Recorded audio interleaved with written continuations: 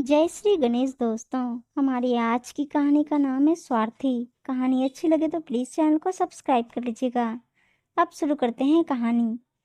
नमिता ने ऑफिस से आकर ड्राइंग रूम में अपना बैग रखा। उसकी मम्मी कविता और छोटा भाई राघव अपने अपने मोबाइल में लगे थे। दोनों ने थकी हारी नमिता पर नजर भी नहीं डाली। कविता ने मोबाइल से नजरें हटाए बिना ही कहा, नमिता, श्वेता से कहना चाय मेरे लिए भी बनाए। नमिता को कोफ्त सी हुई। वह किचन में गई तो खाना बनाने वाली मेड श्वेता ने पूछा, दीदी चाय बना लूं? हाँ, माँ के लिए भी। खाने में क्या बना रही हो? भैया ने छोले भटूरे बनाने के लिए कहा है। क्या फिर? तभी कविता उठकर किचन में आ गई। क्यों श्वेता, क्या चुगलखोरी कर रही है? खाना बनाना ही तेरा काम है, जो कहा जाएगा चुपचाप बनाना पड़ेगा। हाँ माँ जी, बना तो रही हूँ। नमिता ने राघव के पास जाकर कहा, रोज इतना हेवी खाना बनवाते हो, कुछ अपनी हेल्थ का ध्यान करो। पेट देखा है अपना कितना बढ़ रहा है, यह नुकसानदायक है। 25 के भी नहीं हो। रोज इतना हेवी खाना मुझसे भी नहीं खाया जाता है, कभी तो हल्की दाल सब्जी बन सकती है।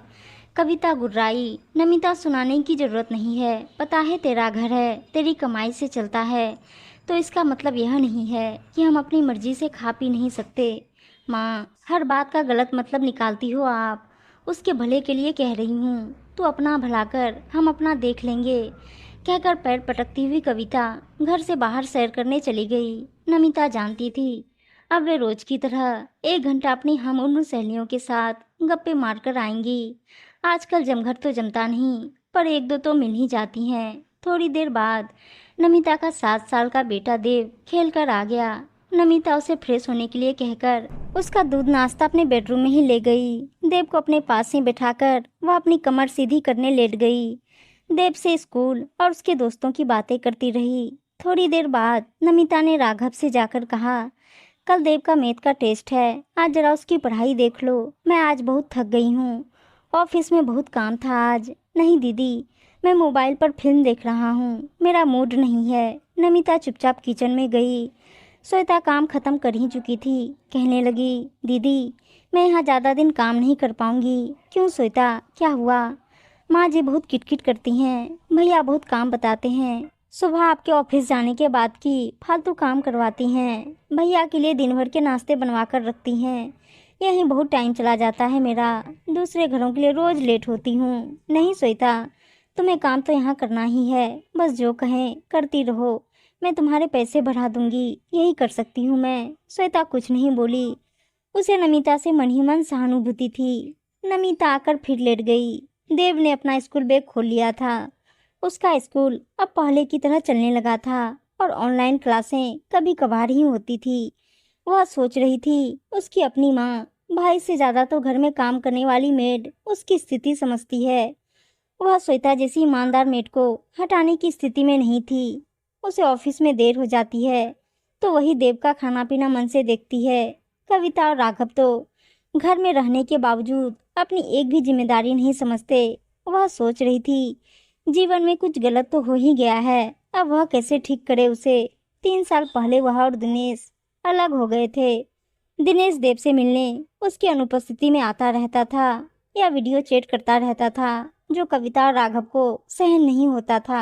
लेकिन नमिता ने स्पष्ट और कड़े शब्दों में कह रखा था कि दिनेश के साथ कोई दुर्व्यवहार ना हो। लॉकडाउन के बाद जब दिनेश देव को बाहर घुमाने फिराने खिलाने पिलाने ले जाता था, दोनों मुंह बनाकर बस बैठे रहते थे। नमिता को अच्छा लगता था जब वह देव को दिनेश के साथ समय बिताने के बाद खुश देखती थी। दिनेश के साथ उसका वैवाहिक जीवन बहुत अच्छा बीता था। फिर कुछ समय पहले जब उसके पिता की अचानक हृदयाघात से मृत्यु हो गई तो वह अपनी जिम्मेदारी समझकर माँ और भाई के खर्चे उठाने लगी थी। राघव तब पढ़ रहा था। नमिता और दिनेश दोनों ही अच्छे पदों पर कार्यरत थे। दोनों ही खूबसूरत फ्लैट में अपना जीवन हंसी खुशी जी रहे थे। कविता स्वभाव से लालची किस्म की महिला थी। उन्होंने बिना नमिता से पूछे अपना फ्लैट किराए पर दे दिया और अपने अकेलेपन की दुहाई देकर नमिता के साथ ही रहना शुरू कर दिया। दिनेश ने इसमें भी कोई आपत्ति नहीं की। उसके माता पिता लखनऊ में रहते थे, साल में एक आध बार मुंबई आते थे और एक बार जब वे आए कविता उनके साथ बहुत ही रुखाई और बदतमीजी से पेश आई।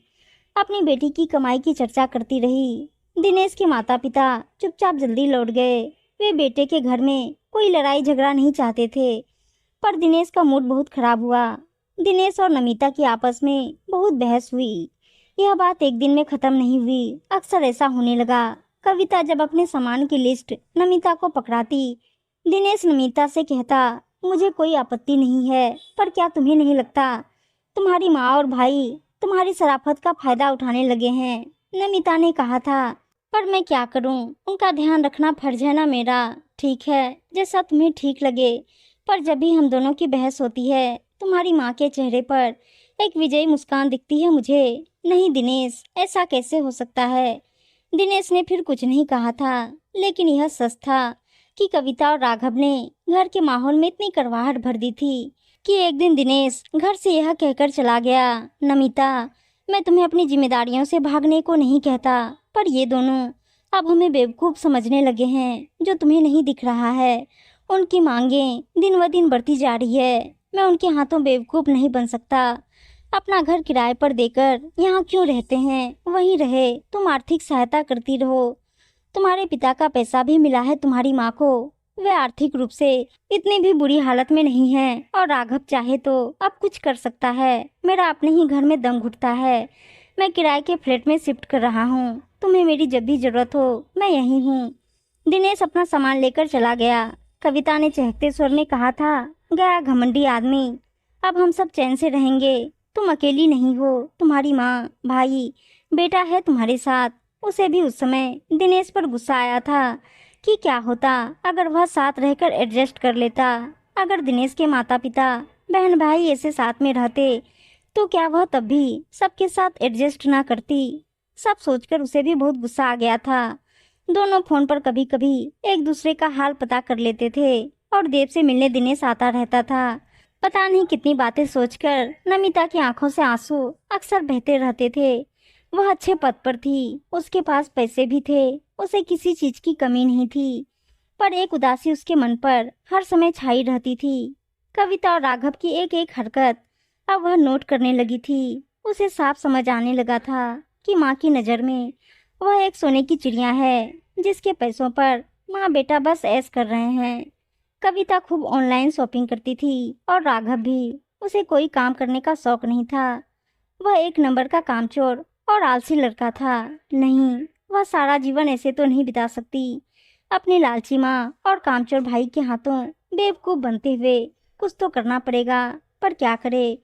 कविता तो कुछ कहने से पहले ही रोना धोना शुरू कर देती थी। इमोशनल ब्लैकमेलिंग में कोई कसर नहीं छोड़ती थी। अगले दिन नमिता ऑफिस से लेट आई तो उसने पूछा, देव कहाँ है? कविता ने मुंह बनाते हुए कहा, वह आया था, ले गया है देव को बाहर। नमिता को अच्छा लगा। आज उसे आने में बहुत देर हो गई थी। अच्छा हुआ देव बाहर है अपने पिता के साथ। कविता के साथ राघव भी शुरू हो गया, दीदी बंद कर दो देव का उसके साथ जाना। पता नहीं देव को क्या क्या सिखाता होगा वह आदमी। नमिता को भाई पर बहुत तेज गुस्सा आया, पर वह बोली कुछ नहीं। देव जब आया तो उसके हाथों में खूब सारे शॉपिंग बैग्स थे। दिनेश देव को बिल्डिंग के नीचे ही छोड़कर चला गया। नमिता के दिल में दिनेश को देखने की एक हुक सी उठी। उसने बालकनी से झांका, पर वह जा चुका था। देव के शॉपिंग बैग टेबल पर रखते ही कविता उन्हें खोल खोल कर देखने लगी। नमिता भी वहीं खड़ी थी। देव चहक चहक कर बता रहा था, मम्मी बहुत मजा आया, अगली बार आप भी साथ चलना। नमिता की नज़र आइसक्रीम पर पड़ी, मैंगो डिलाइट। दिनेश को उसकी पसंद का ध्यान था। उसकी आंखें भर आई। कविता और राघव खाने पीने की चीज़ों पर हाथ साफ करने में जुटे थे। अब नमिता को दोनों को देखकर कुछ नफरत सी हुई। लालची, खुदगर्ज, स्वार्थी माँ और भाई। वह देव के साथ अपने रूम में चली गई और देर तक पता नहीं क्या क्या सोचती रही। अगली सुबह कविता ने कहा, आज राघव के साथ दादर जा रही हूँ। वहाँ का किराएदार खाली कर रहा है फ्लैट। एक चक्कर लगाती हूँ कि अगली बार देने से पहले कुछ काम तो नहीं करवाना है। नमिता ने राहत की सांस ली। उनका जाना उसे आज कुदरत का दिया मौका लगा। दोनों चले गए। नमिता ने अपना और देव का कुछ जरूरी सामान पैक किया। देव के स्कूल जाकर उसकी क्लास टीचर विशाखा से मिली। विशाखा नमिता की सारी स्थिति से परिचित थी। नमिता विशाखा से कुछ देर बातें करती रही, फिर अपनी कार में देव को बिठाकर आगे बढ़ गई। शाम तक बाहर खा पीकर बाजारों में घूमकर माँ बेटा आए तो घर में ताला लगा था। कविता बड़बड़ाई, उफ, अब क्या करें। आज तो नमिता सुबह घर पर थी, मैं चाबी ले जाना ही भूल गई। और वैसे भी राघव देख, यह कोई दूसरा ताला है ना। हाँ माँ, यह दूसरा ताला है। सामने वाले फ्लैट की आंटी से पूछ लो, क्या पता दीदी ने चाबी वहां दी हो। सामने वाले फ्लैट की डोरबेल बजाई। रश्मि, जिसे हमेशा नमिता से सहानुभूति थी, जो उसके जीवन की हर उठापटक से परिचित थी, ने रूखे स्वर में कविता को बताया, नमिता ने कहा है आप अपने दादर वाले फ्लैट में पहुंच जाइए, वह आप दोनों का सामान वहीं पहुंचवा देगी। वह देव के साथ चली गई है। कविता को तेज झटका लगा। पूछा, कहाँ चली गई, किसके पास? यह तो मुझे नहीं पता। कविता ने राघव को हैरानी से देखा। अब उनके पास अपने फ्लैट में जाने के अलावा कोई रास्ता नहीं बचा था, इसलिए वो दोनों लटकते चेहरे के साथ निकल गए अपने फ्लैट की ओर। और इधर नमिता स्वार्थी रिश्तों का पिंजरा तोड़कर सोने की चिड़िया तो फुर हो गई थी। उम्मीद है दोस्तों कहानी अच्छी लगी होगी, और अच्छी अच्छी कहानियां सुनने के लिए चैनल को सब्सक्राइब और वीडियो को लाइक शेयर जरूर कर दीजिएगा। धन्यवाद दोस्तों।